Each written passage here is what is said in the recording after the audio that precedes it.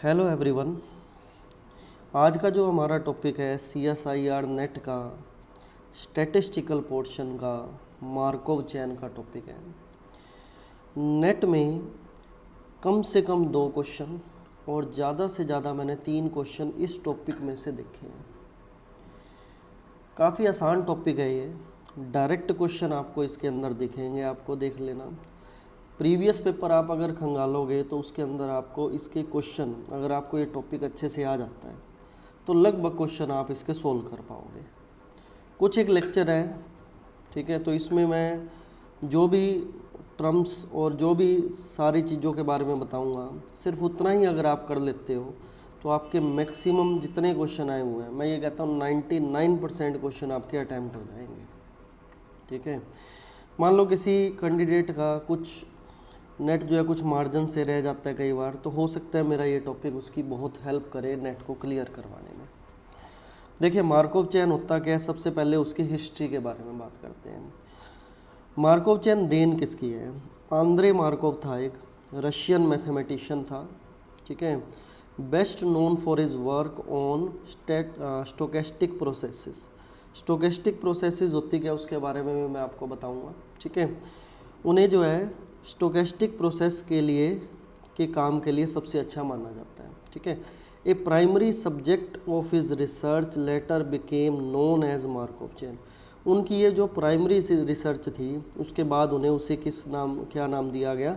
Markov chain का नाम दिया गया। ठीक है, उनका जो फील्ड था स्टार्टिंग से ही, जो है आंद्रे मार्कोव का जो फील्ड था वो क्या था? प्रोबेबिलिटी थ्योरी और स्टैटिस्टिक्स का जो है फील्ड रहा है स्टार्टिंग से। ठीक है, तो मार्कोव चेन जो है आंद्रे मार्कोव ने इसके ऊपर रिसर्च की थी।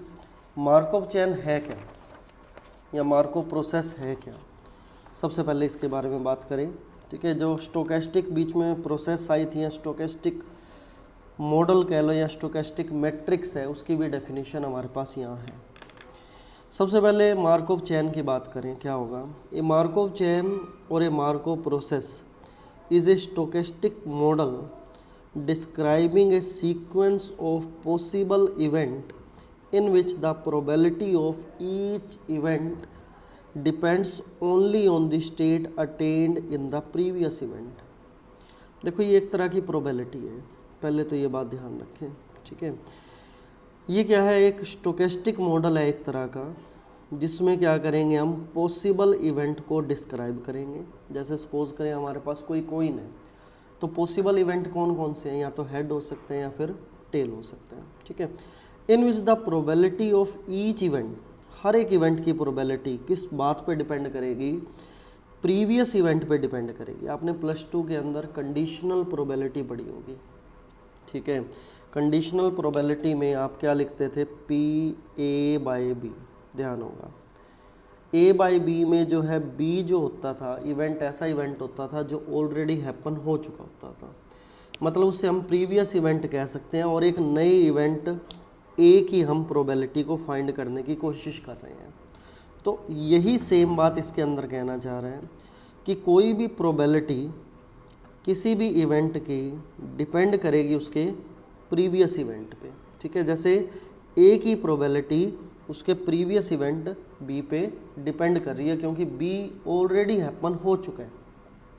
ठीक है, तो ये मार्कोव चेन है। अब ये स्टोकेस्टिक वर्ड बार बार यूज़ हो रहा है, अब इसके बारे में हम और डिस्कस कर लेते हैं। क्या होते हैं स्टोकेस्टिक मॉडल, या स्टोकेस्टिक प्रोसेसेस, या stochastic matrix? The matrix whose each row sum is 1। हम क्या करेंगे? इन प्रोबेबिलिटीज़ जो हमें इवेंट की मिलेगी, उनकी हम एक मैट्रिक्स तैयार करेंगे। उन मैट्रिक्स को जब हम रो और कॉलम के कम्बिनेशन के अकॉर्डिंग लिखेंगे, तो हर एक रो का अगर सम 1 है तो ऐसे मॉडल क्या कहलाते हैं? स्टोकेस्टिक मॉडल कहलाते हैं। ठीक है, और अगर सपोज करें रो का सम भी 1 है, हर एक रो का सम भी 1 है, और हर एक कॉलम का सम भी अगर 1 है, तो उसे डबली स्टोकेस्टिक कहा जाएगा। ठीक है, जैसे सपोज मैं 2 × 2 की मैट्रिक्स लेता हूँ, 1/2 1/2 1/2 1/2। ठीक है, मैंने ये मैट्रिक्स ली। देखा जाए तो हर एक रो का सम 1 है, इस रो का सम भी 1 है, ठीक है, तो ये स्टोकेस्टिक है। कॉलम का सम भी 1 है, इस कॉलम का सम भी 1 है, ठीक है। तो रो का सम भी 1 हुआ, हर एक कॉलम का सम भी 1 हुआ, तो इसको हम क्या कहेंगे, डबली स्टोकेस्टिक। इसे हम क्या कहेंगे, डबली स्टोकेस्टिक मैट्रिक्स कहेंगे, ठीक है। तो इस तरह की मैट्रिक्स हम तैयार करेंगे। तो इसके अंदर मैट्रिक्स का कंसेप्ट आपको आई होप समझ आ गया होगा, ठीक है। तो इसके बाद हम जो बात करते हैं, जैसे हम बात करते थे उसके अंदर प्रोबेबिलिटी के अंदर सैंपल स्पेस की बात करते थे, ध्यान होगा, ठीक है। तो सैंपल हम तैयार करते थे। सैंपल कैसे तैयार करते थे, जो भी मतलब टोटल पॉसिबल केस था उनका एक सेट तैयार कर लेते थे, ठीक है, वो सैंपल स्पेस कहलाता था। सैंपल स्पेस की जगह अब यहाँ पे वर्ड ये हम यूज़ करेंगे स्टेट स्पेस, ठीक है।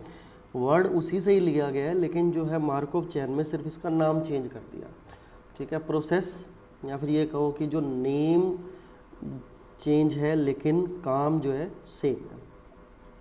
सबसे पहले बात करें स्टेट की, फिर बात करेंगे स्टेट स्पेस की। The state of a Markov chain at time t is the value of xt।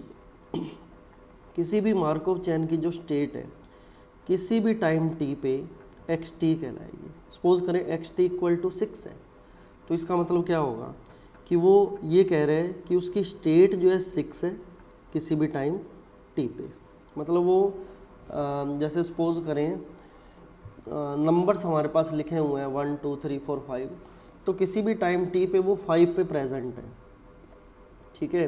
अगला अगर थोड़े टाइम के बाद वो सपोज करो 6 पे आ गया, ठीक है, तो वो अपनी स्टेट जो है वो चेंज कर गया, ठीक है।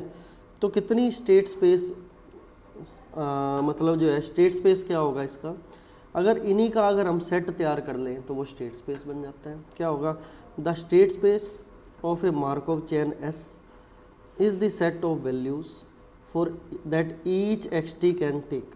मतलब उसका एक हम सेट तैयार करें वैल्यूज़ का, जो हर एक xt हम लेकर चलेंगे, ठीक है।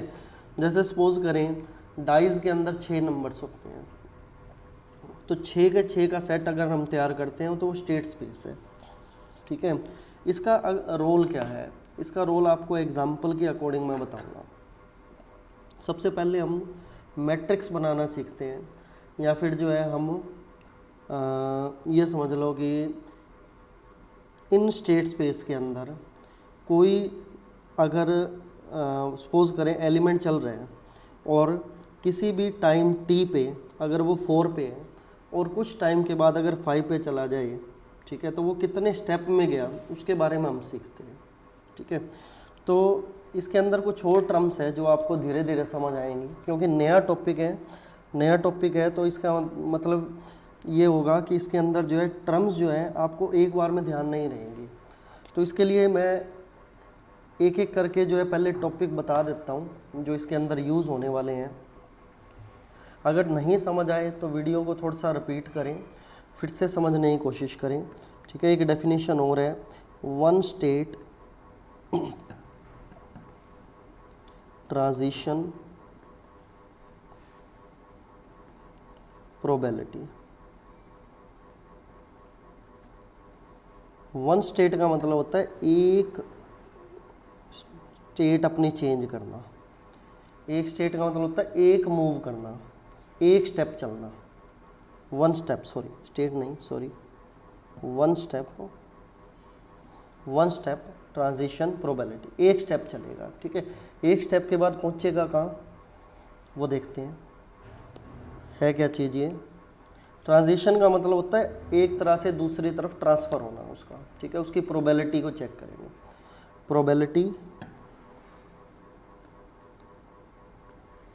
Probability of going from I to J। Suppose करें अगर किसी स्टेट I से वो स्टेट J पे गया है इन वन स्टेप, एक स्टेप में गया है, तो उसको रिप्रेजेंट हम कैसे करेंगे, उस प्रोबेबिलिटी को रिप्रेजेंट हम कैसे करेंगे, PIJ, ठीक है, कहाँ से कहाँ तक गया, आई से जे की तरफ। इन 1 स्टेप के लिए ऊपर 1 लगा देंगे, अगर 2 स्टेप में जाएगा तो 2 लगा देंगे। ठीक है, तो इसकी रिप्रेजेंटेशन को हम डिस्क्राइब कैसे करें, जैसे सपोज करो इन जनरल अगर बात करें, आई से जे पे जाने के लिए पहले वो एन पे था, उसके बाद उसने एक स्टेप मूव करके n+1 पे चला गया। बात अपनी रिपीट कर रहा हूँ मैं, आई से जे की तरफ जाने के लिए पहले वो कहाँ था, n स्टेप पे था, उसके बाद उसने n+1 मतलब एक स्टेप और ले लिया, तो वो आई से कहाँ पहुँच गया, जे पे, जिसको हम क्या कहेंगे, PIJ। अगर सपोज करो 2 स्टेप लिखना होता तो, सपोज करें अगर 2 स्टेप लिखना होता तो 2 स्टेप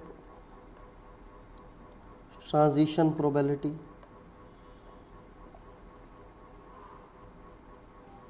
कैसे लिखते, 2 स्टेप ट्रांजिशन प्रोबेबिलिटी कुछ ऐसे लिखी जाती, देखो PIJ, 1 की जगह यहाँ 2 आ गया। ठीक है, 1 की जगह 2 आ गया, क्या आएगा, PXN+2 J XNI। आई से जे की तरफ वो कितने स्टेप में गए, 2 स्टेप में गए। ठीक है, ये एक तरह की नोटेशन जो चल रही है ये कुछ इस टाइप की चल रही है, A/B, ये भी P/A/B टाइप की चल रही है, कंडीशनल प्रोबेबिलिटी के अकॉर्डिंग चल रही है। अगर इसको आप A मानते हो और इसको आप B मानते हो, मतलब B इवेंट ऑलरेडी हैपन हो चुका है, मतलब वो ऑलरेडी वहाँ पे पहुँच चुका है और A के पास वो जा रहा है। ठीक है, तो इसकी प्रोबेबिलिटी डिपेंड किस पे करी, प्रीवियस इवेंट पे, जैसा कि हम मार्कov चेन में डेफिनेशन में हम पढ़ के आए थे। इसी तरीके से ये है कि ऑलरेडी वो nth स्टेप पे है, वो 2 स्टेप मूव करके जे पॉइंट पे चला गया। ठीक है, मतलब कि 2 कदम चले उसने, ये कह लो 2 कदम चले उसने, तो वो एक जगह से दूसरी जगह पे पहुंच गया।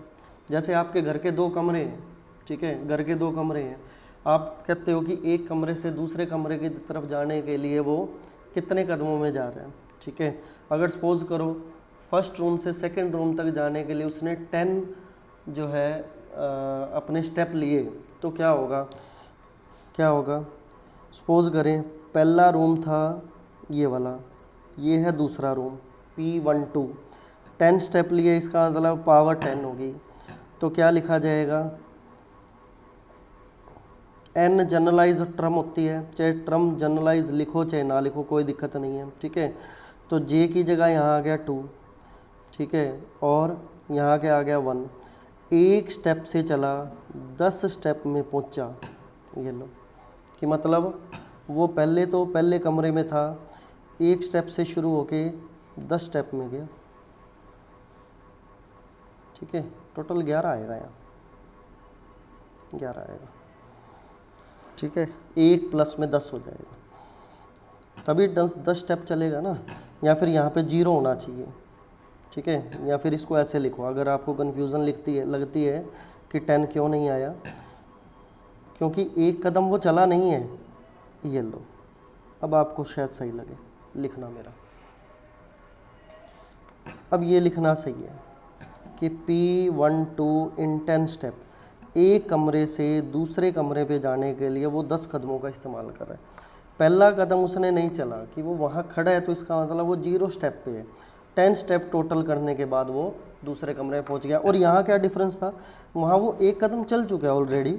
ठीक है, तो उसके बाद उसने 10 कदम और इस्तेमाल किए, तो इस तरीके से होगा। ठीक है, तो स्टेप ट्रांजिशन प्रोबेबिलिटी इसी तरीके से हम डिनोट करेंगे। ठीक है, तो इसको हम प्रोबेबिलिटी में हम कैसे शो करें, जैसे सपोज करो 1 2 3 4 अप टू, जैसे n स्टेप के लिए भी हम जनरलाइज हम कर सकते थे इसी वे में। ठीक है, तो कितने भी जो स्टेप आ जाएं कोई प्रॉब्लम नहीं है, हम क्या उसी अकॉर्डिंग इसको प्रोसेस कर लेंगे, उसी अकॉर्डिंग हम उसकी नोटेशन को बना देंगे।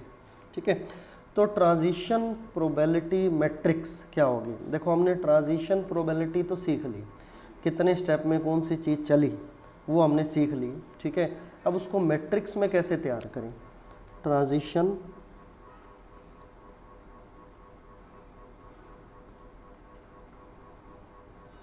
Probability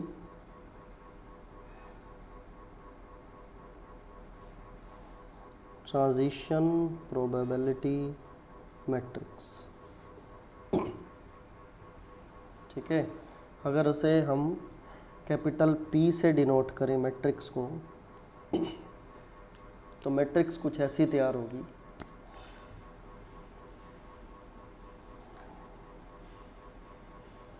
P00, P01, P02, P03, P04 चलते जाएं ऐसे। सिमिलरली P10, P11, P12 ऐसे चलते जाएं, ठीक है। Similarly P20, P21, P22 same way में चलते जाएं, ठीक है। इसी तरीके से यहाँ क्या आएगा? P30, P31, P32 ऐसे चलते जाएंगे, ठीक है। तो ये मैट्रिक्स जो है ये क्या बनी? हमारी ट्रांजिशन प्रोबेबिलिटी मैट्रिक्स बनी, ठीक है। आप ध्यान करो, मैंने ट्रांजिशन प्रोबेबिलिटी जब 1 स्टेप या 2 स्टेप की बताई थी तो मैंने आपको जनरलाइज नोटेशन PIJ बताई थी। PIJ का मतलब क्या था? I से J की तरफ वो 1 स्टेप में मूव कर रहा है। तो इसका मतलब इनको अगर आप ध्यान दें तो क्या मतलब है? 0 स्टेट से 0 स्टेट की तरफ, मतलब I की वैल्यू भी 0 और J की वैल्यू भी 0, इन 1 स्टेप मूव कर रहे हैं। ऐसे ये 0 से 1 की तरफ 1 स्टेप मूव कर रहा है, उसकी प्रोबेबिलिटी हमें बतानी है। सिमिलरली 0 से 2 की तरफ भी जो है 1 स्टेप में मूव कर रहा है, उसकी प्रोबेबिलिटी हमें बतानी है, ठीक है। इसी तरीके से चलते जाएं तो P10 का मतलब यही है कि 1 से 0 की तरफ जो है प्रोबेबिलिटी जो है हमें इन 1 स्टेप हमें चेक करनी है, ठीक है। P11 का मतलब भी यही है कि भाई 1 से 1 की तरफ, मतलब सेम स्टेट के अंदर इन 1 स्टेप वो प्रोबेबिलिटी हम इसके अंदर लिख देंगे, ठीक है। तो ये जो है जनरलाइज फॉर्म थी किसकी? ट्रांजिशन प्रोबेबिलिटी मैट्रिक्स की। जो भी प्रोबेबिलिटी हमें मिलेगी उसी अकॉर्डिंग हम इनको लिखते जाएंगे, ठीक है। जैसे सपोज करें, देखो बात डिपेंड भी करती है कि स्टेट स्पेस हमें क्या दिया गया है। स्टेट स्पेस अगर सपोज करें एक सेट ऐसा दिया गया हो जिसके अंदर 0, 1, 2 ये एलिमेंट दिए गए हैं, तो इसकी मैट्रिक्स क्या तैयार होगी? इसकी मैट्रिक्स कुछ ऐसी तैयार होगी। P00, P01, P02, उसके बाद P10, P11, P12, similarly P20, P21, P22, ये मैट्रिक्स हमारे तैयार होगी, ठीक है। मतलब स्टेट स्पेस पे डिपेंड करे बात। सपोज करें अगर स्टेट स्पेस कुछ ऐसा गिवन होता, मैं आपको पूरी डिटेल के अंदर ये सारी टर्म बताऊंगा ताकि आपका एक एक कंसेप्ट इसके अंदर क्लियर हो जाए। जैसे सपोज करो अगर स्टेट स्पेस ऐसा दिया होता, ठीक है, तो प्रोबेबिलिटी मैट्रिक्स जो ट्रांजिशन प्रोबेबिलिटी मैट्रिक्स है वो कैसी बनती?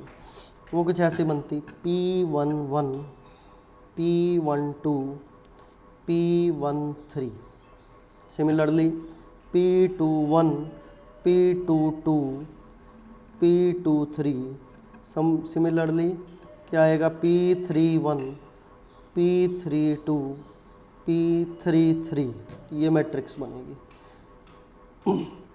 मतलब हम क्या करेंगे? उन इवेंट्स की जो प्रोबेबिलिटी हम इसके अंदर हम शो कर देंगे, ठीक है।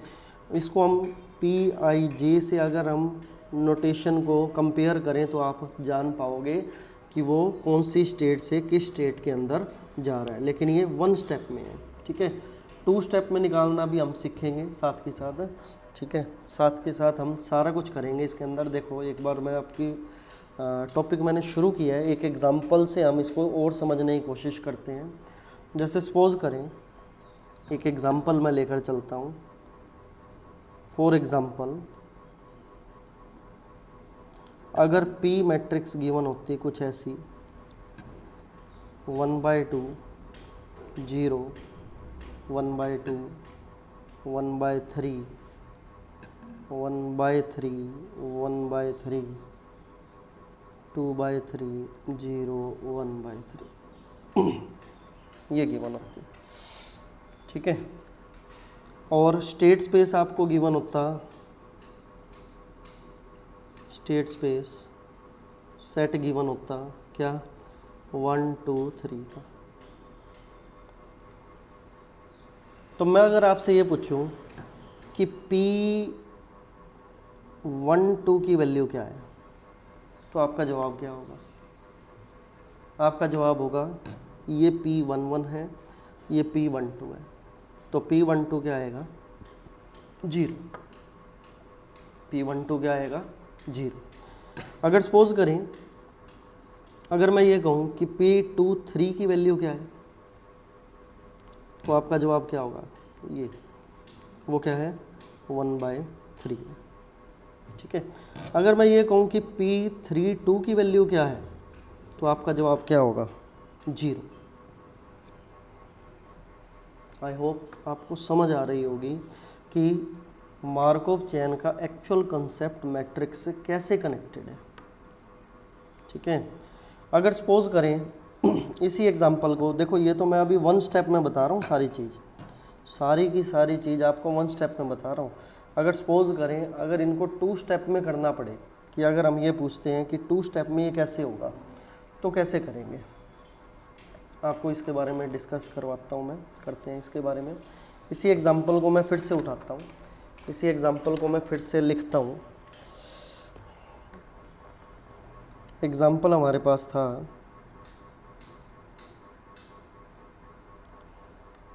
मैट्रिक्स थी P, क्या थी वो 1/2 0 1/2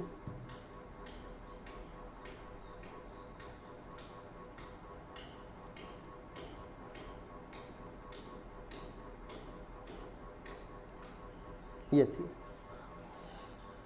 इससे आपने निकाला PIJ इन 1 स्टेप निकाला। जितने PIJ मैंने पूछे सारे के सारे आपने देख लिए, हो सकता है आपने सीख भी लिए।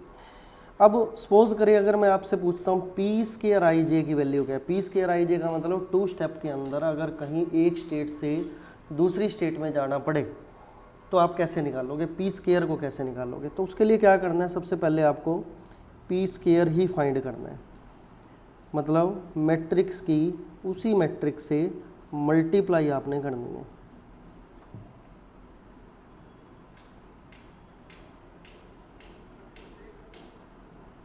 ये लो,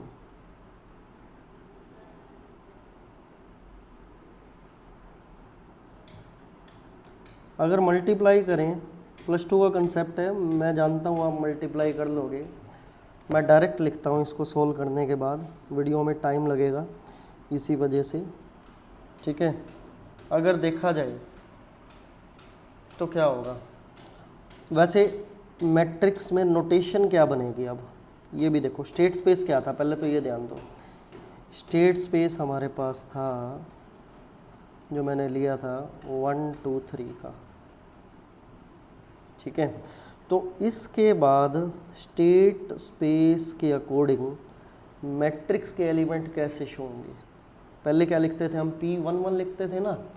अब P2 में वो P11 स्क्वायर हो जाएगा, P12 square, P13 square, P21 square, P22 square, P23 square, उसके बाद P31 square, P32 square, P33 square, ठीक है। ये मैट्रिक्स बनी है, क्लियर। अब मान लो आप कहते हो P11 स्क्वायर की वैल्यू बताएं, तो P11 स्क्वायर के लिए आप करोगे क्या, फर्स्ट रो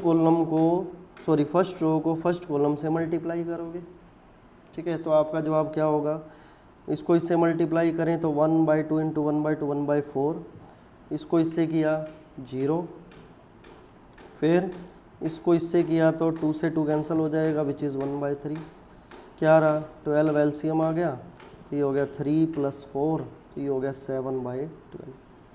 ठीक है। सिमिलरली अगर सपोज करें अगर आप ये कहते हैं P23 स्क्वायर की वैल्यू निकालो, तो सेकंड रो को लेकर चलेंगे, थर्ड कॉलम को लेकर चलेंगे। ठीक है, ये सेकंड रो रही, ये थर्ड कॉलम रहा आपके सामने, तो क्या आएगी मल्टीप्लाई 1/6 1/9 प्लस 1/9। देखो 1/6 1/9 1/9। ठीक है, तो मल्टीप्लाई करें तो क्या आया, सॉरी एलसीएम ले तो क्या आया 18 एलसीएम आ गया हमारे पास, तो ये वैल्यू होगी 3 + 2 + 2 कितनी होगी ये 7/18 होगी। तो इस तरीके से हम आंसर निकाल सकते हैं। ठीक है, आज जो मैंने आपको सारे स्टेप बताए हैं ये मैट्रिक्स के अकॉर्डिंग बताए हैं। ठीक है, कल मैं आपको एक नया तरीका और सिखाऊंगा नई वीडियो के अंदर, अगली वीडियो के अंदर बाय ग्राफ हम इसको और डिटेल में और अच्छे मतलब ये समझ लो कि शॉर्ट वे में होएगा। ठीक है, इनके अंदर टाइम लगता है, क्योंकि अगर आपसे पूछ लिया जाए, ये तो 2 स्टेप में, अगर आपसे जो है 10 स्टेप में पूछ लिया जाता है, हो सकता है किसी के माइंड में ये बात अराइज कर रही हो कि अगर 10 स्टेप में पूछें तो क्या 10 बार मल्टीप्लाई करेंगे, तो 10 बार मल्टीप्लाई करने की ज़रूरत नहीं है, उसको हम क्या करेंगे ग्राफ से सोल्व करेंगे। वो ग्राफिकल मेथड क्या है वो आपको अगली वीडियो में बताऊंगा मैं। ठीक है, आई होप आपको आज जितना मैंने करवाया बेसिक समझ आ गया होगा। तो आपको अगर वीडियो पसंद आई है तो आप इस वीडियो को अच्छे से पूरा देखें, ताकि सेकंड जो पार्ट है इसका आपको देखने में और समझने में दिक्कत ना आए। दोस्तों के साथ शेयर करें, टॉपिक बहुत इम्पोर्टेंट है। ठीक है, और प्लीज़ मेरे चैनल को सब्सक्राइब करें ताकि मुझे मोटिवेशन मिले और मैं नेट की वीडियोस जो है लगातार बनाता रहूं। ठीक है, थैंक यू, मिलते हैं अगली वीडियो में।